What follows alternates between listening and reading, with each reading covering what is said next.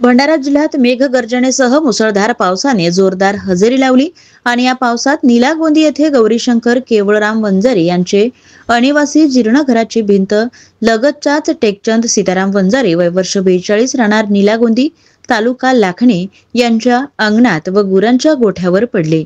या घटनेमध्ये अल्पभूधारक शेतकरी टेकचंद वंजारी यांची एक गाय, 2 शेळ्या व 2 कोंबड्या मलब्यामध्ये दबून जागीच ठार झाल्या। तर टेकचंद यांची पत्नी वैशाली वंजारी या गंभीर जखमी झाल्या आहेत। तसेच एक गाय गंभीर जखमी झाली असून गायीचा पाय मोडलेला आहे। तर जखमी वैशाली वंजारी या विटाच्या ढिगाऱ्याखाली दबल्या होत्या आणि त्यांना पावडा व हाताने ओढून मलब्याबाहेर काढण्यात आले। जखमी महिलेला साकोली येथील खासगी रुग्णालयात उपचारासाठी नेण्यात आले असून महिलेची प्रकृती गंभीर आहे। जखमी महिलेच्या मानेला गंभीर जखम आहे आणि या घटनेत नुकसानग्रस्त शेतकरी टेकचंद वंजारी यांचे तलाठी पंचनाम्यानुसार 1,22,500 रुपयांच्या पशुधनाची नुकसान झाली आहे।